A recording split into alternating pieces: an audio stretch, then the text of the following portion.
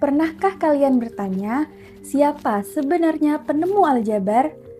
Banyak buku pelajaran langsung menyebut nama seorang ilmuwan Muslim, yaitu Muhammad Ibnu Musa Al-Khwarizmi.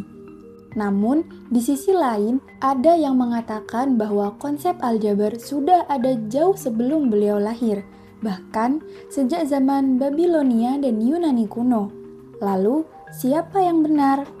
Apakah Al-Khwarizmi memang menemukan aljabar atau ia hanya mengembangkan ilmu yang sudah ada sebelumnya? Hari ini kita akan membedah mitos dan faktanya berdasarkan sejarah. Sebelum mengenal aljabar, manusia sebenarnya sudah mampu menyelesaikan persoalan matematika sederhana. Sekitar 4000 tahun yang lalu, bangsa Babilonia telah menggunakan metode untuk menghitung luas tanah, menentukan ukuran bangunan, hingga menyelesaikan persoalan yang mirip dengan persamaan kuadrat. Di Yunani kuno, matematikawan seperti Euclid dan Diopantus juga menulis berbagai metode penyelesaian masalah matematika. Namun, ada satu perbedaan besar. Saat itu, belum ada cabang ilmu yang berdiri sendiri dan secara sistematis membahas penyelesaian persamaan seperti yang kita kenal sebagai aljabar saat ini. Lompatan besar baru terjadi pada awal abad ke-9, ketika dunia Islam memasuki masa keemasan ilmu pengetahuan. Di Baghdad berdiri Baitul Hikmah atau House of Wisdom, sebuah pusat penelitian dan penerjemahan yang mengumpulkan ilmu dari India, Persia, hingga Yunani. Di lingkungan inilah lahir seorang ilmuwan bernama Muhammad Ibnu Musa Al-Khwarizmi. Ia bukan hanya seorang matematikawan, tetapi juga ahli astronomi dan geografi yang karya-karyanya kelak mengubah dunia. Sekitar tahun 820 Masehi, Al-Khwarizmi menulis sebuah buku berjudul Al-Kitab Al-Mukhtasar fi Hisab Al-Jabar wal Muqabalah.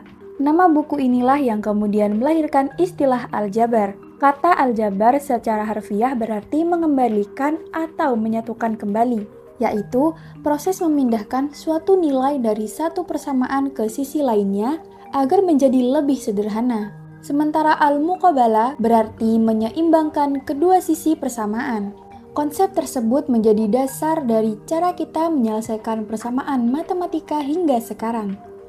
Yang membuat karya Al-Khwarizmi begitu revolusioner bukan karena ia menciptakan angka atau persamaan dari nol, melainkan karena ia menyusun metode penyelesaian masalah secara sistematis. Ia mengubah matematika dari sekadar kumpulan trik menjadi sebuah disiplin ilmu yang memiliki aturan jelas. Dalam bukunya, ia menjelaskan langkah demi langkah bagaimana menyelesaikan berbagai jenis persamaan linear maupun kuadrat menggunakan contoh-contoh praktis seperti pembagian warisan, perdagangan, pengukuran tanah, hingga pembangunan. Menariknya, pada masa itu, simbol X, Y, atau tanda sama dengan belum digunakan. Semua persoalan ditulis dalam bentuk kalimat. Misalnya, daripada menulis X kuadrat plus 10X sama dengan 39, Al-Khwarizmi akan menjelaskan persoalan tersebut dengan kata-kata, lalu menunjukkan cara menyelesaikannya secara logis. Meskipun terlihat sederhana menurut standar sekarang, pendekatan ini merupakan kemajuan besar pada zamannya. Lalu muncul pertanyaan yang sering menjadi perdebatan. Jika bangsa Babilonia dan Yunani sudah mengenal bentuk-bentuk persamaan sebelumnya, mengapa Al-Khwarizmi justru dijuluki sebagai Bapak Aljabar? Jawabannya terletak pada cara beliau menyusun ilmu tersebut. Sama seperti roda sudah ada sebelum mobil diciptakan, tetapi orang tetap mengakui perancang mobil modern karena berhasil menggabungkan berbagai komponen menjadi sebuah sistem yang utuh. Demikian pula Al-Khwarizmi, ia bukan orang pertama yang pernah melihat atau menggunakan persamaan, tetapi ia adalah tokoh yang menyusun aljabar menjadi cabang matematika yang sistematis, dapat dipelajari, diajarkan, dan dikembangkan oleh generasi berikutnya. Pengaruh bukunya sangat besar. Selama berabad-abad, karya Al-Khwarizmi diterjemahkan ke dalam bahasa Latin dan dipelajari di berbagai universitas Eropa. Dari sinilah ilmu aljabar berkembang semakin pesat hingga akhirnya melahirkan matematika modern. matematika modern. Bahkan nama algoritmi sendiri berubah dalam bahasa Latin menjadi algoritmi. Tanpa algoritma, hampir seluruh teknologi digital yang kita gunakan saat ini, mulai dari mesin pencari, media sosial, hingga kecerdasan buatan tidak akan bekerja seperti sekarang. Jadi, benarkah algoritmi adalah penemu aljabar? Jawabannya adalah ya dan tidak. Jika yang dimaksud penemu adalah orang pertama dalam sejarah yang pernah menggunakan konsep persamaan matematika, maka jawabannya bukan. Konsep-konsep dasar sudah dikenal oleh peradaban yang lebih tua seperti Babilonia dan Yunani. Namun, jika yang dimaksud adalah tokoh yang membentuk aljabar menjadi sebuah disiplin ilmu yang sistematis, lengkap dengan metode penyelesaian yang jelas dan dapat diajarkan kepada dunia, maka Al-Khwarizmi memang pantas mendapat gelar sebagai Bapak Aljabar. Inilah yang sering hilang dalam pembahasan sejarah. Ilmu pengetahuan hampir tidak pernah lahir dari satu orang secara tiba-tiba. Sebaliknya, ia berkembang melalui kontribusi banyak peradaban.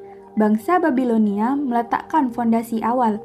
Yunani mengembangkan teori matematika.